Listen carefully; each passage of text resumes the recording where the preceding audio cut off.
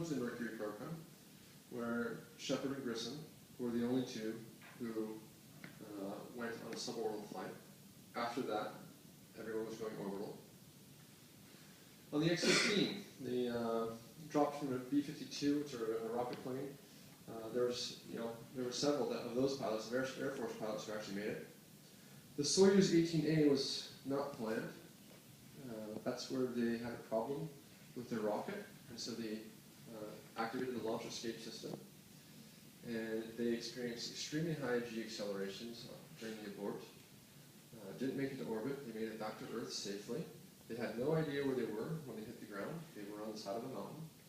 Luckily, the capsule stopped rolling, apparently, and they were able to get out and survive the night in the middle of winter before they were rescued by the rescue crew. They were afraid that they were in China originally, but they actually hadn't yet crossed over the border, fortunately for them, apparently. And then we have two private astronauts, Melville and Binney. That's not a lot of people. We're now going to make this a lot more. This is the market forecast that was done by Foodtron Corporation and revised back in 2006. And what this shows is you're going to have, anywhere between 10 and 25,000 passengers a year in 20 years from now. So it's really a huge market. I've summarized the difference in ticket prices. On the links, it's 95,000. Actually, I need to change that because the price just went up to 100,000 at the beginning of January. So what I want to show is that a transatlantic flight cost $6,000 back in 1939, and it's now about 600. So we have a potential to have a factor of 10 difference to reduce the cost of flying. So right now it might be 100,000. In 15, 20 years it could be 10,000. It becomes a lot more affordable. You can trade in your car for a ticket to space instead. But unfortunately, I just showed you a very promising market study. This one's not so promising. The Tory Group only predicts 400 passengers a year. How in the world are multiple space tourism companies going to be able to survive if there's only 400 people a year who are going to fly to space? Well, if Virgin has 200, let's say 240, that's only 40 flights a year. Are they able to make money on that and survive? If X-Corp only has 200 a year, that's 200 flights. That's not a lot of flights compared to what they're expected to do. So this market study gives us a lot more conservative figures, and it makes us wonder, what is the real size of the market? Are these people going to start buying flights to space as soon as the vehicles are ready flying commercially, or is it going to be stagnant? Nobody really knows that today. How fast this industry is going to grow, and will it grow to really take off? The applied research flights, there's about, start at 20, we go up to 75, well, roughly 100 flights. So students and researchers will have 100 flights a year to fly payloads, to learn about and the science and technology aspects. We hope that grows as well, but governments have limited budgets to fund that kind of research. And so we had to find out what is the killer app of the research side to generate commercial returns. And this, again, there's other examples on this slide about the prices of different equipment, a personal computer, how the price have come down drastically, which we could eventually come down in price on suborbital spaceflight and even orbital spaceflight in the near future. Now the 2-year rule. The 2-year rule in space tourism is that, as I talk today, in 2 years we're going to have the first flight. This rule holds true whether it was 10 years ago that I said 2 years we're going to have the first flight. So back in 2004, Virgin was convinced. 2 years, 2006, we're going to be flying people to space. It's now 2014. They're still not. 2013, they're still not in space. 2006, okay, we've made a lot of progress. 2008, we're going to fly. Well, it keeps going. It's the 2-year rule for suborbital spaceflight. Well, luckily in 2011, it kind of became the 1-year rule. But that was 2 years ago. So we still have a problem with credibility and actually forecasting the first commercial space flights that will happen on suborbital vehicles. You can see that on the right-hand side are the different vehicles that flew at different dates. So there has been steady progress. We are getting closer to real commercial service, and it is only a matter of time. We don't know if it's 1 year, 2 years, to be honest. I think we're really getting close to a 2-year time frame. Virgin has a vehicle, they don't have an engine.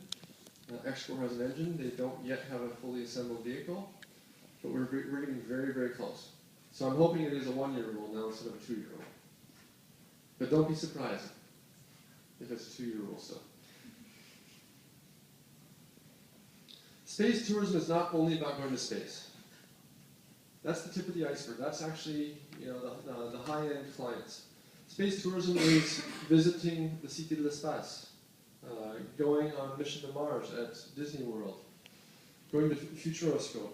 There's a lot of different types of space activities that are associated with tourism. Whether it is visiting an entertainment complex, whether it's flying a payload, a scientific payload, or a student project on board a vehicle. All of these different activities generate revenues, generate income for the operators, for the tax revenues for the jurisdictions, the local governments.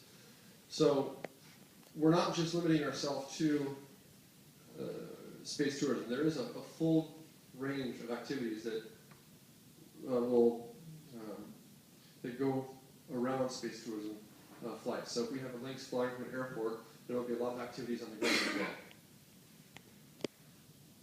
Legal issues. How many of you here know about legal aspects of space? Have you studied the 5 different space treaties? Paulo, you should have. So legal issues are a big concern. Is it an aircraft? Is it a spacecraft? Is it commercial air transport? I don't believe it is, because if it's commercial air transport, there's very specific rules that have to be put in place. It has to be certified by the aviation authorities. In the United States, the FAA has defined it as a suborbital aircraft, or a spacecraft, as a spacecraft that has more lift from an engine thrust than from its wings or any aerodynamic surfaces. So they've classified it into a specific legal framework, which gives the entrepreneurs a certain guarantee that they'll be able to operate these in a predictable manner, with predictable legislation. Potential careers. This is where you might be interested. In a few years, you'll be out of school, be looking at the job market. So are you going to be a pilot, an astronaut pilot? Are you going to be a mechanic? Are you going to be someone that greets the people as they come in for their spaceflight, a customer relations manager? There will be different career opportunities available to you that were not available to me when I got out of school. So keep your eyes and ears open and try to get into these new companies. The best thing that you can do to push this industry forward is to find a job and contribute directly with your energy and your creativity to make this happen over the long term. What are we going to do? We're going to go for this is the X-Racer. So this is what's really happening at Xcore. This is 5 years ago.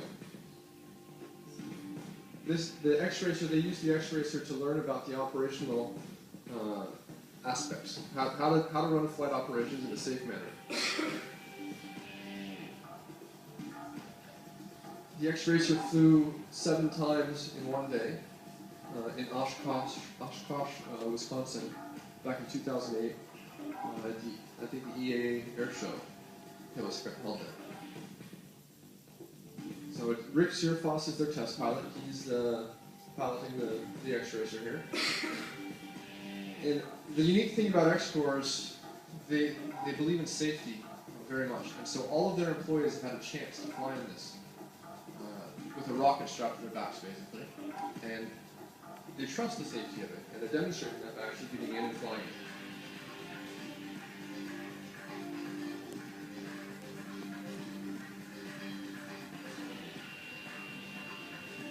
They were able to pull this out of the hangar and have it flying in less than 20 minutes. They got an early call up from the flight controllers that said, "We need you out of the runway because another demonstration is not available." I think that's cool. I love the flames coming out of the back of that aircraft and showing the thrust and the power that rocket in. They actually have to shut off the engine. They have to climb quite vertically and then shut off the engine after a little while, because otherwise they're going to go over the speed limit of the airframe. They'll exceed the limitation. So now it becomes a glider. But Export can just relight on demand. Here we go again, folks. That's the one unique thing about Export's engines. They can turn them on, turn them off, turn them on, turn them off. They're relightable on demand, which gives you a lot of flexibility. When they're coming down with the Lynx on final approach, if for some reason there's an aircraft on the runway, or they're short of the runway or too far, they can relight the engines and do at least one go around. It really improves the safety aspect of their spaceplane design.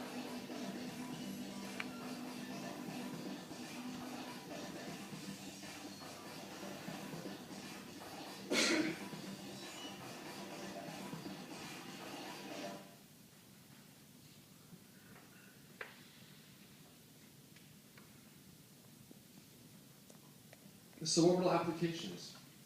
What can you do on this type of spaceplane for research?